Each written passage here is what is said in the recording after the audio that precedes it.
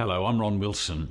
In this month's news, the federal government has made key appointments to FASEA and the AFCA Transition Team Reference Panel. More than 90,000 former recipients will have their access to the Pensioner Concession Card reinstated after losing it in January. Spending on food, clothing and household furnishings helped push Australia's GDP growth up in the June quarter, but at the cost of a significant drop in the household savings rate.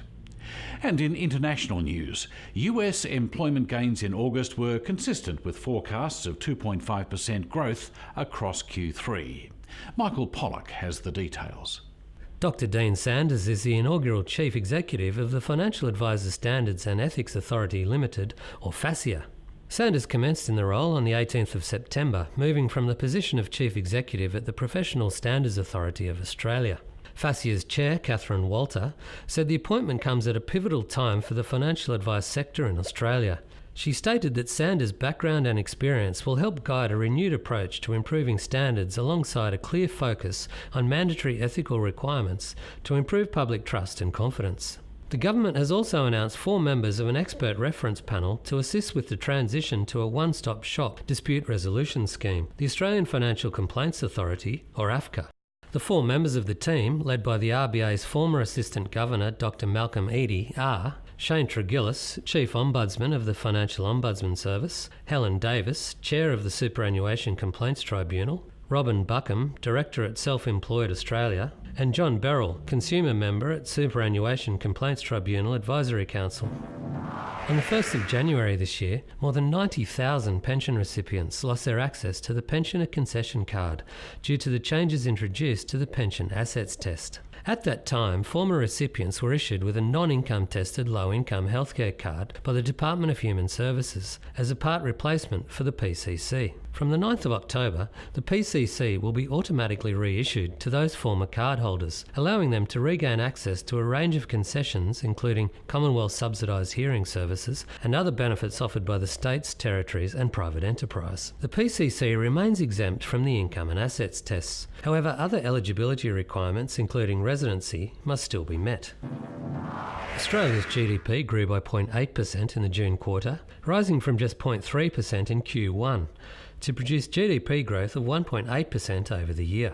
Domestic spending was a key contributor to this growth, increasing 1% over the quarter, owing to a 0.7% rise in household consumption, which accounted for half of the overall increase in GDP. The ABS said some of the strongest spending was on food, clothing and household furnishings. On the downside, this lift in spending led to a significant decline in the household savings rate, which fell from 5.3% in the March quarter to 4.6% in the June quarter. This raises fears that continued weak growth in wages and hence household incomes could cause the pickup in economic growth to be short-lived, despite rising infrastructure spending and business investment in general. Private sector credit in Australia rose 0.5% month-on-month in July, following a 0.6% increase in June, leaving the annual pace of growth at 5.3%, or slightly down from a 6-month high of 5.4% in the year to June. While business credit grew at a slower pace of 0.5% following 0.8% growth in June, the rising level of demand for business credit over the past 2 months aligns with the other data indicating growing business confidence. The annual pace of growth in business credit was 4.2%. US jobs gains in August remain consistent with expectations of 2.5% economic growth for the third quarter of 2017. Non-farm payrolls rose by 156,000 for the month, giving a 3-month average of 185,000. The unemployment rate rose 0.1% to 4.4% in August, with the number of unemployed people recorded at 7.1 million. The labour force participation rate at 62.9% was unchanged, as has been the case for most of the year. On an industry basis, strong job gains were recorded in manufacturing, construction, professional and business services, health and mining, which was consistent with a recorded jump in the manufacturing employment component of the Institute for Supply Management's Index, or ISM. An overall strengthening in manufacturing activity for August was confirmed, with the ISM rising to a 6-year high of 58.8. The combination of improving consumer confidence and private investment led Japan's economy to expand at the fastest pace in more than 2 years during Q2 of 2017. Real GDP grew by 1% in the June quarter, the sixth consecutive quarter of economic expansion. This represented the longest positive streak since mid-2006. Growth for the prior quarter was also revised up from 1% to 1.5%, producing a seasonally adjusted annual rate of growth of 4%. The RBA again kept the official cash rate at 1.5% at its September meeting.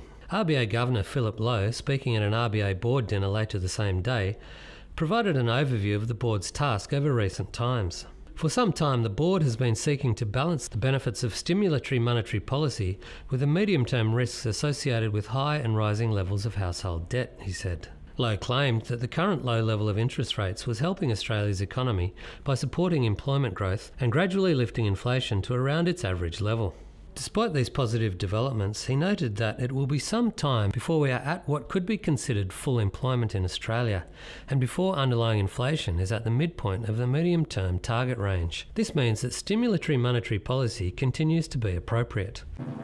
Newly released budget estimates from ASIC, as part of the June quarter update to its retirement standard, indicate that Australian couples aged 65 need to spend just over $60,000 per annum to enjoy a comfortable lifestyle in retirement. For singles, almost $44,000 per annum is now needed to live comfortably, with both budgets up 0.2% on the prior quarter. For those seeking a modest living standard, single retirees need $24,270 per annum, while couples need to spend $34,911 per annum, both figures up 0.1% on the previous quarter. Retirees living in Sydney, Adelaide, Hobart and Canberra experienced higher cost increases, while Darwin, Perth and Brisbane had the lowest average overall price increases. ASIC has released its new corporate plan out to 2020-21, in which it outlines its vision to allow markets to fund the economy and, in turn, economic growth. In its corporate plan for 2017-18 to 2021, ASIC highlights that it will examine financial products and services provided to older Australians to understand how these products affect the ability to make financial decisions. Within the corporate plan, ASIC listed 5 long-term challenges to its vision: culture and conduct, aligning conduct in a market-based system with investor and consumer trust and confidence, building financial capability, digital disruption and cyber resilience in financial services and markets, globalisation of financial markets, products and services, and structural and demographic change in Australia's financial system, enhancing the role of market-based financing.